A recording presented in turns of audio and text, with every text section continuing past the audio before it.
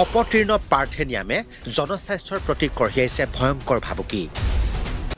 অভাৱনীয়ভাৱে বৃদ্ধি পাইছে প্ৰকৃতিৰ অজান শত্ৰু হিচাপে পৰিচিত বিষাক্ত পাৰ্থেনিয়াম।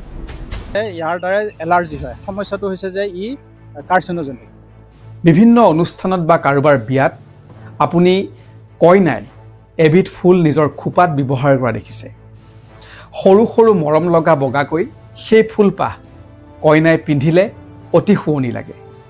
কিন্তু সেই বগা ফুলপাহৰ দৰে আৰু এবিধ ফুল আছে, যিবিধ ফুল যদি আপুনি কেনেবাকৈ ব্যৱহাৰ কৰে তেন্তে আপোনাৰ জীৱন হৈ পৰিব পাৰে অতি ভয়ংকৰ। পাৰ্থেনিয়ামৰ ৰেণুৰ পৰা বা পাৰ্থেনিয়ামৰ গছৰ বিভিন্ন ৰাসায়নিক দ্ৰব্যৰ পৰা মানুহৰ দেহতেই নহয় অন্য জীৱৰ দেহতো কেঞ্চাৰজাতীয় ৰোগ হ'ব পাৰে।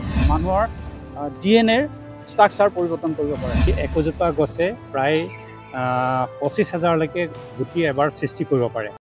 এই ফুলবিধে কেৱল মানৱ শৰীৰলৈকে নহয়, পশু পক্ষী, কৃষিভূমি বা জীৱন চক্ৰ বা পৰিৱেশ তন্ত্ৰৰ লগত যিমানবিলাক বস্তু জড়িত হৈ থাকে এই আটাইলৈ কঢ়িয়াই আনে ভয়ংকৰ ভাবুকি। আৰু এই ভয়ংকৰ ফুলবিধৰ নামটোৱেই হ'ল পাৰ্থেনিয়াম। আপুনি ৰাস্তাৰে খোজকাঢ়ি গৈ থাকোঁতে বা গাড়ী মটৰে গৈ থাকোঁতে ৰাস্তাৰ দাঁতিত এই ফুল নিশ্চয়কৈ আপুনি দেখিবলৈ পাইছে বা দেখাৰ সম্ভাৱনা আছে। কাৰণ এতিয়া আমাৰ অসমত বা উত্তৰ পূৰ্বাঞ্চলত এই পাৰ্থেনিয়াম অতি ভয়াৱহভাৱে বৃদ্ধি পাইছে, যাক এতিয়া উদ্ভিদ বিজ্ঞানে অপতীৰ্ণ বুলি অভিহিত কৰিছে। কেনেবাকৈ যদি আপুনি এই অপতীৰ্ণ পাৰ্থেনিয়ামৰ সংস্পৰ্শলৈ আহে তেন্তে আপুনি জ্বৰ, কাহ, বিভিন্ন হাওঁফাওঁজনিত ৰোগ বা কৰ্কট ৰোগৰো সম্ভাৱনা বাঢ়ি যায় বুলি বহু বিশেষজ্ঞই মত প্ৰকাশ কৰিছে। এই সন্দৰ্ভত আমি এগৰাকী উদ্ভিদ বিশেষজ্ঞৰ লগত কথা পাতিছিলোঁ। এই মুহূৰ্তত তেখেতে কিনো কৈছে আমি আপোনালোকৰ সন্মুখলৈ আগবঢ়াব বিচাৰিছোঁ। এই পাৰ্থেনিয়াম সাধাৰণতে আমাৰ আমেৰিকা, লেটিন আমেৰিকা আৰু মেক্সিকো সেই অঞ্চলত আছিলে আৰু বিভিন্ন ব্যৱসায়িক আদান প্ৰদানৰ ফলত এতিয়া প্ৰায় বিশ্বৰ 50খনতকৈ অধিক দেশলৈ ই বিয়পি পৰিছে। আমাৰ দেশলৈ আচলতে পাৰ্থেনিয়ামটো আহিলে বা আমাৰ ভাৰতবৰ্ষলৈ পাৰ্থেনিয়ামটো আহিলে ঘেঁহুৰ সৰবৰাহৰ জৰিয়তে। ঘেঁহু যেতিয়া আমাৰ 60 দশকত ঘেঁহু আমেৰিকাৰ পৰা অনা হৈছিল আৰু সেই ঘেঁহুৰ শস্যৰ লগতে আমাৰ আচলতে পাৰ্থেনিয়াম শস্যটো আমাৰ ভাৰতবৰ্ষলৈ আহি গ'ল।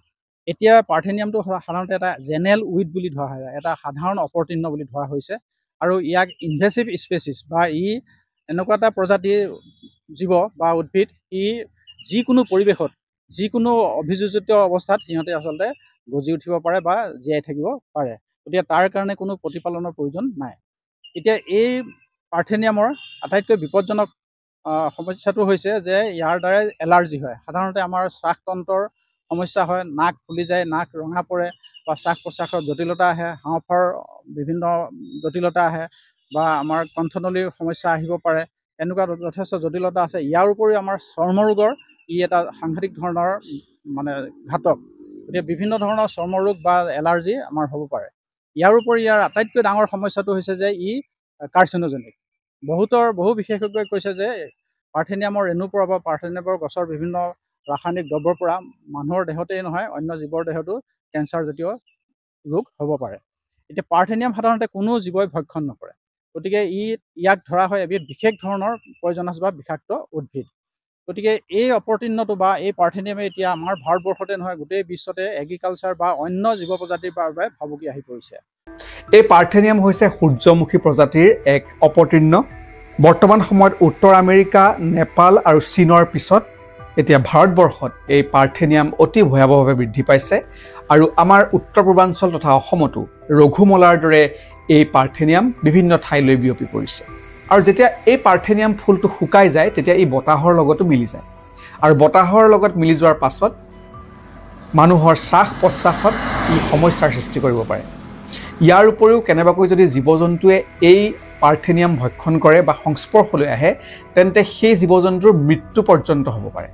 কেৱল ইমানেই নহয়, যদি কোনো লোক এই পাৰ্থেনিয়ামৰ স্পৰ্শলৈ আহে বা পাৰ্থেনিয়ামৰ যদি সংস্পৰ্শলৈ আহে বা কোনোৱে পাৰ্থেনিয়াম ফুলত যদি হাত দিয়ে তেন্তে তেওঁ হাওঁফাওঁজনিত ৰোগ, শ্বাস প্ৰশ্বাসজনিত ৰোগ, বিভিন্ন ৰোগত আক্ৰান্ত হ'ব পাৰে। এই সন্দৰ্ভত আমি এগৰাকী উদ্ভিদ বিজ্ঞান বিভাগৰ সহকাৰী অধ্যাপকৰ লগত কথা পাতিছিলোঁ।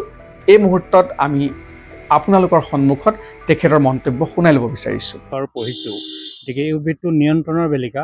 চিন্তনীয় কথাটো হ'ল ই অতি অভিযোজনক্ষম উদ্ভিদ। যিকোনো পৰিৱেশতে ই টিকি থাকিব পাৰে, বংশবৃদ্ধি কৰিব পাৰে গতিকে সেইকাৰণে এই উদ্ভিদটো নিয়ন্ত্ৰণ কৰাটো এটা কষ্টকৰ কাম আৰু অন্যহাতে ই এটা ইনভেচিভ, ইংৰাজীত কোৱা হয় ইনভেচিভ, অসমীয়াত ক'ব পাৰি আধিপত্য সৃষ্টিকাৰী উদ্ভিদ। এই উদ্ভিদৰ অতিবৃদ্ধি হ'লে অন্য উদ্ভিদ সংকোচন বা মৰি যাবলৈ বাধ্য। গতিকে এইটো ইয়াৰ এটা বেয়া গুণ। ইয়াৰ বিষাক্ত গুণৰ উপৰিও ই সহজতে বৃদ্ধি পাব পাৰে যিকোনো জলবায়ুত, যিকোনো পৰিৱেশত, যিকোনো ভৌগোলিক পৰিৱেশতেই থাকিব পাৰে। গতিকে ইয়াক নিয়ন্ত্ৰণৰ উপায়টো চাবলৈ এই উদ্ভিদৰ ধৰ্ম চৰিত্ৰ অলপ জনা দৰকাৰ। যেনে ই একোজোপা গছে প্ৰায় 25,000লৈকে গুটি এবাৰ সৃষ্টি কৰিব পাৰে। গুটিবিলাক সৰু সৰু, ইয়াৰ ফুল ফুলে সৰু সৰু, সেই ফুলৰ ৰেণুটো বিয়পি পৰে, সিও ৰোগ সৃষ্টিকাৰক বোলে। গতিকে এইটো ক্ষেত্ৰত এই উদ্ভিদবিধক 25,000 গুটি এজোপা গছেই দিব পাৰে। গতিকে কি ধৰণে বিয়পিব পাৰে এইটো এটা ভয়ংকৰ কথা। এইবিলাকক আমি নিধন কৰিবৰ কাৰণে দুটা প্ৰক্ৰিয়া। এটা হ'ল আমি হাৰ্বিচাইড ব্যৱহাৰ, এইটো আমাৰ কাৰণে পৰিৱেশৰ অন্য উদ্ভিদৰ কাৰণে ক্ষতিকাৰক হয়। তাৰ পূৰ্বে আমি যান্ত্ৰিকভাৱে আমি হাতেৰে বিভিন্ন আমি সৰঞ্জাম ব্যৱহাৰ কৰি পাৰোঁ।